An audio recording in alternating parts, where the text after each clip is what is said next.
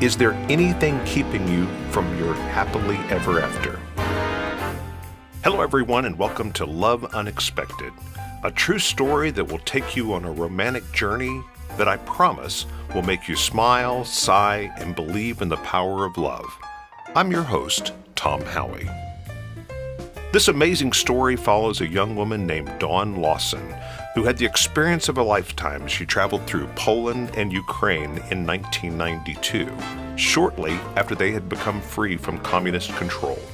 Her adventure is filled with unexpected turns, twists, and revelations sure to capture your heart and imagination. So let's dive into the story of how she found love that she never expected from across the sea. Thank you for joining us. Off we go. So Dawn, here we are, the big day. It looks like we're finally going to see the third part of the prophecy come true, your wedding. However, you told us that night before the ceremony you weren't too happy with Wiesiek. That's not a good way to start your wedding day, I would imagine. No, Tom, it's not. And I knew I was just being petty, but the fact that Wiesiek hadn't made an effort to officially propose to me just was weighing heavy on my heart. And now that I look back at it, I can see that I never told him that a proposal was important to me.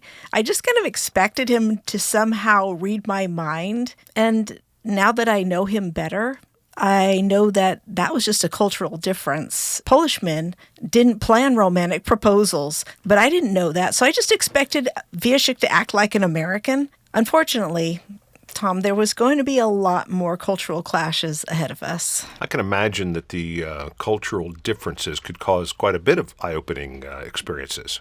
Oh my gosh, Tom, there were so many. So I tried to push my hurt aside and just take care of business that morning because my day started early, even though the ceremony wasn't going to be until 5 that evening. Do you remember from season 1 that there were like 5 balletic dancers on the tour? 4 of us ladies were in the cabin together in Poland. Yeah, and you said that you had to deal with a drunk electrician who kept trying to keep you all captive in the cabin. Yes, well, the 5th dancer, Cher, stayed in the cabin with her husband, Andy. And these two had gotten very involved with Wiesiek and my relationship. And just before leaving Poland, Andy had given Wiesiek money to help pay for the telephone calls because they're going to be so expensive. And Cher had kept in constant communication with me once we got back to the States. So they were just a wonderful couple. And they flew from California with their 2 kids to be a part of our wedding. Andy was a groomsman for Wiesiek as well as partnering Cher in a dance at the beginning of the ceremony. And then Cher was also going to do a second dance after that with 2 of my friends, Greg and Connie, who are lovely singers, and they had agreed to sing in the ceremony. So that morning, Andy and Cher came over to our house, and we hadn't had a chance to work on the dance until the morning of the wedding. So over came Greg and Connie and Cher, and they're at my parents' house. In fact, it was in my parents' bedroom where they had a big mirror. We spent about an hour teaching and rehearsing that dance. Wait. So the morning of your wedding, you're teaching and rehearsing a dance class? You realize that's not normal wedding prep activity. Well, yeah, but this was going to be a very different wedding than most. And doing this also just helped me avoid Wiesiek when he came over to the house. He came over to the house the day of the wedding. Yes. And my reaction to him was similar to the one in Poland after that electrician situation. I was a little chilly towards him, and I think he knew it, and he just wanted to smooth things out between us. So now going back in Poland, he had a bouquet of flowers that you thought he was going to give to you as an apology, but he ended up giving them to another girl. How did you approach it this time? Well, this time he did have a single red rose in his hand, which he gave to me. And then there in my parents' very unromantic hallway, he finally asked me to marry him. And what was your answer? Oh, Tom. I hate to admit it, but I was really sassy and said something like, I don't know. I'll think about it. Can we go back to that part where you were talking about being really petty earlier? Oh, unfortunately, my younger days. I had a lot to learn. Again, like I said, I was a person who created expectations in my mind, and if things didn't match my expectations, I was crushed. So because this wasn't the sunset, soft music, down on one knee proposal that I'd always dreamed of, my heart felt let down. But we wouldn't be here if you hadn't said yes. So I'm assuming you accepted his proposal. Yes. I accepted the official engagement ring, and I accepted him. And then we went on with our wedding prep. That morning, my dad drove Vieshik and our overnight bags to the newly built Comfort Suites. Now, this hotel was a big thing in Morristown, Tennessee at the time, and they booked us the presidential suite for our wedding night. And Dad told me that this was one of the hardest things that he'd ever done. He was checking us in as Mr. and Mrs. Prushkovsky, and that made him realize that it was real. His baby would become a wife that day, and I'd be starting my own family.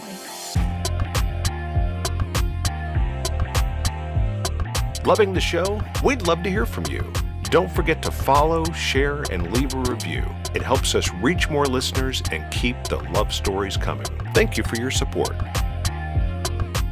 So, Dawn, you're getting married at the church on your college campus, Carson Newman. Tell me what made this venue so special. Well, it was a beautiful building with my all-time favorite stained glass window. And while I was in Carson Newman, I was in this sanctuary quite often because we had mandatory chapel services. There were many concerts that were there, and my college dance ministry performed on the stage several times. I guess I just had this special attachment to it. And over time, I began to picture myself getting married there as I sat in the pews looking up at the platform. And the facilities were really perfect for us. So the wedding party arrived at the church around noon to get ready because we were scheduled to start taking pictures at 3 o'clock. And the ceremony, again, was going to begin at 5. So now the countdown was on. And one of the first things that I did when I got to the church was go down to the church's fellowship hall, and that's where the reception was being set up. My friends from Maryland were busy decorating the room, and everything was beautiful except for the cake. Oh, no. What? Explain that. What happened with the cake? I had told the baker that I didn't want my cake to have its tiers stacked one on top of the other like this normal tall wedding cake. I wanted the tiers to stand alone and just be connected by a string of pearls. Well, that morning, the baker delivered the cake, stacked all the layers on top of each other without meeting with my mom or with me, and then she left for the UT football game. Go Big Orange. Again, my expectations were dashed. But thankfully, my Nana and a friend were able to fix it. They took the tiers off, and I don't know how, but they made more frosting. And they filled up the holes where the tier columns had been and decorated this cake. And now it was beautiful with strings of pearls and silk roses. And all I have to say is it was perfect. Thank goodness for grandparents coming to save the day. We do have some great photos and video clips on the Love Unexpected website to let you enjoy that day with us, too. And that website is loveunexpected.us. Yes, it is. In fact, you can find a link in the episode guide. Yep. So one of the great things about this church was that it had a huge suite of dressing rooms upstairs designed for bridal parties. We had a team of women who did all of our hair and makeup in one of the rooms. And in another room, we had several chairs for the ladies to relax, as well as an ironing board. Tom, before getting my hair done and my makeup done, I went into that room and sat on the floor and began painting Sarah's fingernails. And while I was doing that, she noticed a new ring on my finger. It was 2 hearts linked together with 3 small diamonds. And she said, "Daddy give to you?" And I told her no. And then I asked her if she liked it, and she nodded yes. And I didn't talk any more about it because this was the ring I was going to give to her during the ceremony, and I just wanted it to be a surprise. That's a beautiful, beautiful story, but it sounds a little bit like Sarah's picking up a little English. Mm-hmm. She was being immersed in English, and that really helped her learn quickly. And I'll tell you, the really cute thing was that she was learning English with a Tennessee twang.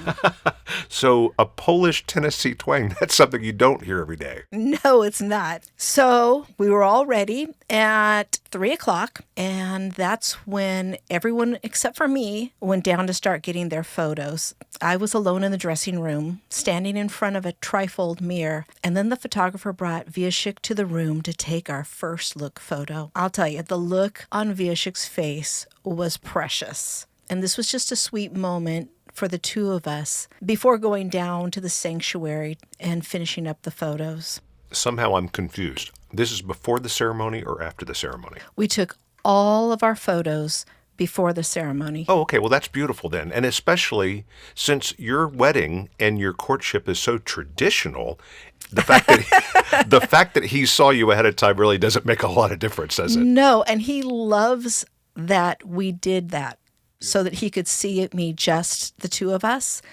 And he said that it didn't spoil at all seeing me when we came down the aisle, because he said it was even more special because he got to see me for the first time twice. That's fantastic. Yeah, it's beautiful. Yes. So at 4:30, several guests were already coming into the church, including Trish, and we greeted them before heading back up to the bridal suite. Now, Tom, I have to tell you, you've met my mom. We've always called her the hostess with the mostest. So while we took pictures, my mom was putting out platters of finger foods and clear drinks up in the suite so that we could all have something to snack on before the ceremony. And all of us, groomsmen, bridesmaids, flower girls, were upstairs spending time together, eating, laughing, relaxing for 30 minutes before the wedding began. And it was just perfect. Then finally, at 5 o'clock that evening, the ceremony finally began. Get ready, listeners. In 2025, we're turning up the romance with our brand new podcast, Unexpected Love Stories. With charming meet-cutes and heartwarming twists, dive into the real-life love stories of couples, some that you know, and others that you'll love getting to know. Each episode is packed with laughter, surprises, and moments that'll make you believe in love all over again. So several people from the tour were at your wedding. I bet they were really excited this day was off as well. They watched the romance develop or not develop in some cases. And were really the ones that wrote the letters to help V over here. Yes, they were. And I'll tell you, everyone was so happy. I'd say that the atmosphere was filled with an almost tangible joy, and I just loved it. We had family and friends from all over the country celebrating with us. Now, that sanctuary was large, and I think, if I remember right, it seated about, a couple thousand people. So even though we had somewhere between 250, 300 guests, it looked like they were just few and far between when I looked over the edge of the balcony. So you were looking over the edge of the balcony as your guests arrived? Yes. The whole wedding party were standing up there together watching the beginning of the ceremony, because the first 15 to 20 minutes was just all celebration. We started with musicians and singers leading songs that had us and all the guests dancing around and clapping and singing. And of course, I had to watch Cher and Andy do their dance. And then he ran off to change into his tux while Cher did her dance with Greg and Connie that we had just worked on that morning. And I told you that we wanted this ceremony to symbolize that we were a new family coming together, and that's what the processional looked like. Okay, so you did say that the bridesmaid, a groomsman, walk, and a flower girl all down the aisle together. Right. Again, another thing that's not necessarily traditional, but beautiful. Yes. And I loved watching it from upstairs. At one point, I'm the only one upstairs because the rest of the wedding party has gone downstairs to walk down the aisle. And I got to see everyone as they came in. It was just beautiful. It was like a production. There were 2 aisles, so we alternated the groups coming down each aisle. It started off with Jim, who was going to officiate the wedding. He walked down the aisle with his wife, Peggy, who was one of my bridesmaids, and her daughter, Kara. And then my friend Lisa from Maryland walked with Neil, and he was the one who went with me to Willie's cabin during the electrician incident. My cousin's daughter, Katie, walked with them. And then I had a friend from Jackson, Mississippi, Ginger. She was the one who met the Donettes Ballet Company with me. So she walked with Andrew, Cher's husband. And then Jim and Peggy's youngest daughter, Mackenzie, walked with them. I had a friend from Tennessee whose name is Paula walk with Steve Ski, and you called him Cyrano because he helped V write all those romantic cards to me.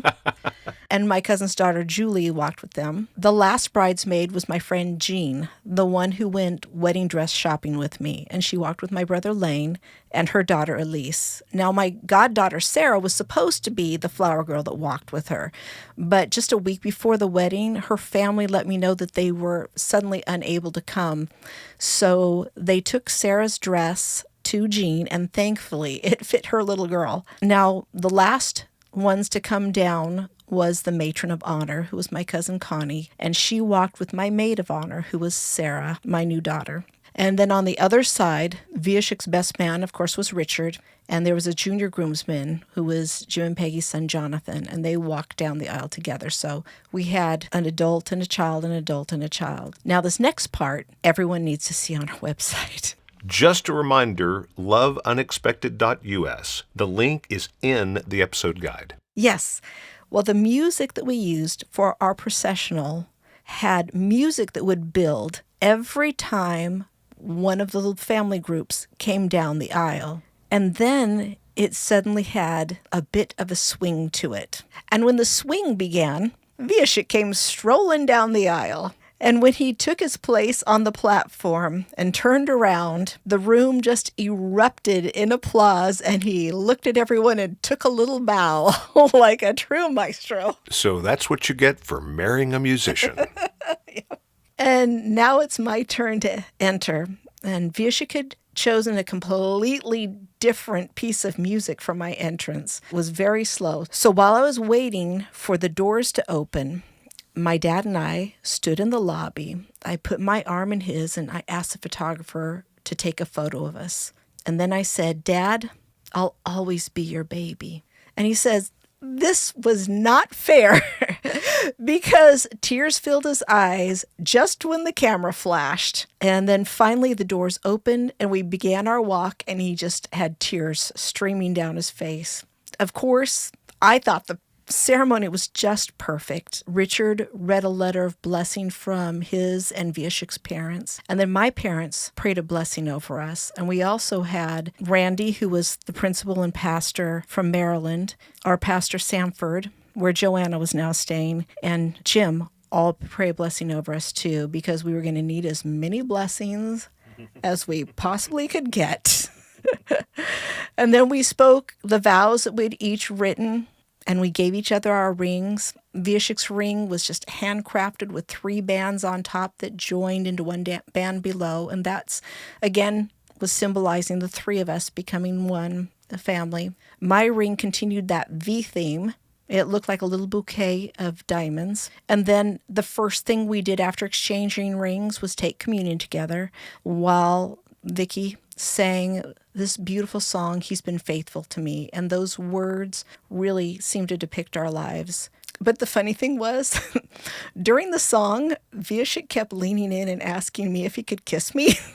Because he wasn't used to this kind of a wedding celebration. Again, a different cultural thing. And I had to keep on saying, "Wait, not yet." And we all laughed. And after all that, I surprised Sarah by giving her the ring that she'd noticed while I was painting her fingernails. And I made vows to her, and Viashik translated them into Polish. Sarah threw her arms around me, and we just hugged. And finally, 1 hour later at 6 o'clock on the dot, Viashik was finally able to kiss me. And we were pronounced Mr. and Mrs. Wiesław Pruszkowski. The crowd went wild. We all walked down the aisle and headed to the reception hall so that we could greet all of our guests. We stood by the entrance to the hall and said hello and thank you to everyone who came in. And then for the next 4 hours, we celebrated. I really want to encourage all of our listeners to go to our website, loveunexpected.us. There you can view portions of our wedding video and photos of everything throughout the day. Yes. And in the next episode, I'll share a little bit more about the reception, but I really can't wait to tell you about the honeymoon. Again, ladies and gentlemen, this is a G-rated program.